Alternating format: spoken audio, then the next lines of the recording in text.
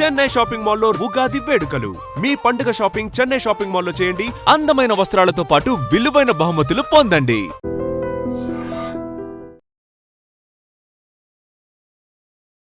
నమస్తే. ఆయిషా ఓడింది, అన్యాయం గెలిచింది. ఒక అమ్మాయి కన్న కలలు, ఒక పేద కుటుంబం పెట్టుకున్న ఆశలు ఒక్క రాత్రిలో చెల్లాచెదురైపోయాయి.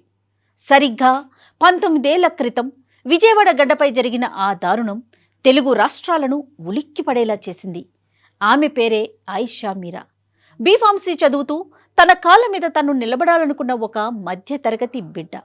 2007 డిసెంబర్ 27 విజయవాడ శివార్లలోని ఇబ్రహీంపట్నం వర్షం కురుస్తున్న రాత్రి శ్రీ దుర్గా లేడీస్ హాస్టల్లో అందరూ గాఢ నిద్రలో ఉన్నారు. కానీ ఒక గదిలో మాత్రం మృత్యువు తాండవించింది. తెల్లవారి చూసేసరికి బాత్రూం దగ్గర 19 ఏళ్ల ఆయిషా మీరా మృతదేహం రక్తపు మడుగులో పడి ఉంది. ఆ తల్లిదండ్రుల ఆక్రందనలు ఆకాశాన్నంటాయి. కానీ అక్కడే అసలు విషాదం మొదలైంది. న్యాయం జరగాల్సిన చోట రాజకీయం రాజ్యమేలిందని ప్రజలంతా చెప్పుకున్నారు. నిందితుడు హాస్టల్ గోడ దూకి లోపలికి వచ్చాడు. ఆయిషాపై అత్యంత క్రూరంగా దాడి చేశాడు. ఆమె శరీరంపై అనేక కత్తిపోట్లు ఉన్నాయి. అత్యాచార ప్రయత్నం చేసి ఆపై గొంతు నులిమి చంపేశాడు. వెళ్తూ వెళ్తూ నిందితుడు ఒక లేఖ పెట్టి మరీ వెళ్ళాడు. నేను నిన్ను ప్రేమించాను, నువ్వు నన్ను కాదన్నావు, అందుకే చంపాను అని అందులో రాసి ఉంది. కానీ ఆ అక్షరాలు ఎవరివి అన్నది ఇప్పటికీ మిస్టరీనే. హంతకుడు వదిలి వెళ్ళిన ఆ లేఖ, గదిలో దొరికిన వేలిముద్రలు, ఫోరెన్సిక్ ఆధారాలు ఇవన్నీ విచారణ మొదలైన కొన్నాళ్లకే ఎలా మాయమైపోయాయి? సాక్ష్యాలను తుడిచేసే ప్రయత్నం జరిగిందని ఆయేషా తల్లిదండ్రులు ఆరోపించారు. నిందితులు ఎవరో అందరికీ తెలుసు అని ఆ తల్లిదండ్రులు నెత్తి నోరు కొట్టుకున్నారు. కానీ వ్యవస్థ మాత్రం ఒక అమాయకుణ్ణి బలిపీఠం ఎక్కించింది. పోలీసులు ఈ కేసులో పి సత్యంబాబు అనే యువకుణ్ణి నిందితుడిగా చూపించారు. ఇక విచిత్రం ఏంటంటే సత్యంబాబు సరిగ్గా నడవలేని వ్యాధితో బాధపడుతున్నాడు. అలాంటి వ్యక్తి అంత ఎత్తైన హాస్టల్ గోడ దూకి ఎలా వెళ్ళాడు అన్న ప్రశ్నను పోలీసులు పట్టించుకోలేదు. ఇలాంటి అనుమానాలు కూడా ప్రజలంతా వ్యక్తం చేస్తూ ఉన్నారు. ఇక 2010లో విజయవాడ కోర్టు సత్యంబాబుకు జీవిత ఖైదు విధించింది. ఒక అమాయకుడు జైలు పాలయ్యాడు. అసలు నిందితులు బయట స్వేచ్ఛగా తిరిగారు. ఇక చివరికి 2017లో ఉమ్మడి హైకోర్టు సత్యంబాబును నిర్దోషిగా విడుదల చేస్తూ పోలీసుల తీరును తీవ్రంగా తప్పుపట్టింది. వ్యవస్థను తప్పుదోవ పట్టించారు అని మండిపడింది. 2 అడుగులు కూడా సరిగ్గా నడవలేని సత్యంబాబు అంత ఎత్తైన హాస్టల్ గోడ దూకి లోపలికి వెళ్లాడని పోలీసులు ఏ నమ్మకంతో కేసు పెట్టారు? ఒక అమాయకుణ్ణి 8 ఏళ్ల జీవితాన్ని జైలు పాలు చేసిన అధికారులపై ఇప్పటికీ ఎందుకు చర్యలు తీసుకోలేదు? ఇవన్నీ అంతు చిక్కని ప్రశ్నలు. ఇక న్యాయం కోసం ఆయేషా తల్లి షంషాద్ బేగం చేసిన పోరాటం సామాన్యమైందే మాత్రం కాదు.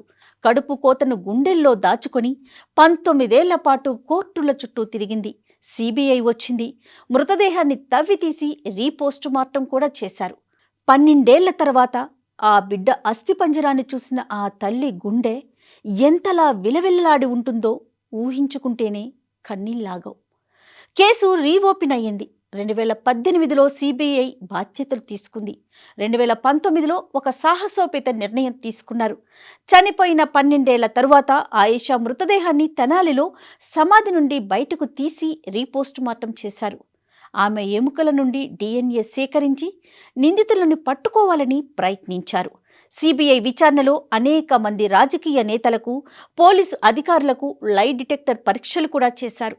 కానీ ఫలితం లేకపోయింది. 19 ఏళ్ల తరువాత కూడా సరైన సాక్ష్యాలు దొరకలేదని, రికార్డులు తారుమారు అయ్యాయని సిబిఐ కోర్టుకు తెలిపింది. ఇక 19 ఏళ్లుగా రోడ్డు మీద కోర్టుల చుట్టూ తిరుగుతున్న ఆయేషా తల్లిదండ్రులకు ఈ దేశం ఇస్తున్న సమాధానం ఇదేనా? దేశంలో అత్యున్నత దర్యాప్తు సంస్థ రంగంలోకి దిగిన 19 ఏళ్ల తర్వాత కూడా నిందితులు ఎవరో తెలియదు అని చేతులెత్తేయడం మన విచారణ వ్యవస్థకు సిగ్గుచేటు కాదా? 19 ఏళ్ల పోరాటం తర్వాత ఆ తల్లిదండ్రులకు మిగిలింది ఓటమి కాదు, ఈ వ్యవస్థ ఇచ్చిన వైఫల్యం. 19 ఏళ్ల తర్వాత ఆయేషా అవశేషాలు మళ్లీ ఆమె తల్లిదండ్రుల ఒడికి చేరాయి.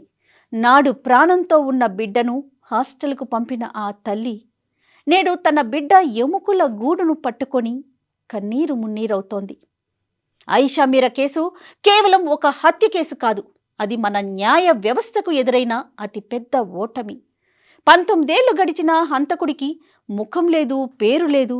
నేడు తెనాలిలో జరుగుతున్నది ఆయిషా అంత్యక్రియలు మాత్రమే కాదు, న్యాయం కోసం వేచి చూసిన ఒక ఆశకు జరుగుతున్న అంతిమ సంస్కారం.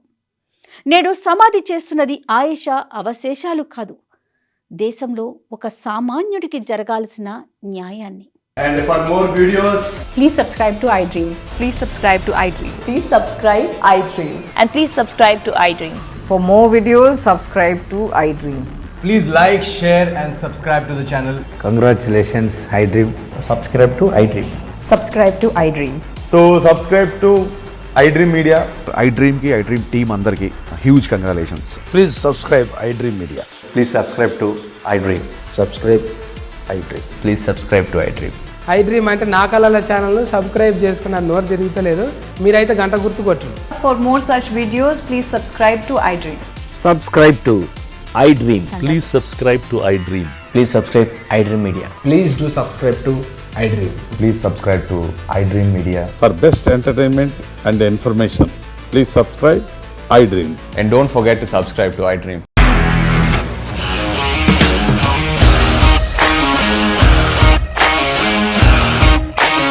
ఇండస్ట్రీలో కమిట్మెంట్ ఇష్యూస్ వస్తే నీకు కూడా వచ్చినట్టు మార్నింగ్ తీసుకెళ్ళారంటే కొట్టి పడేశారు.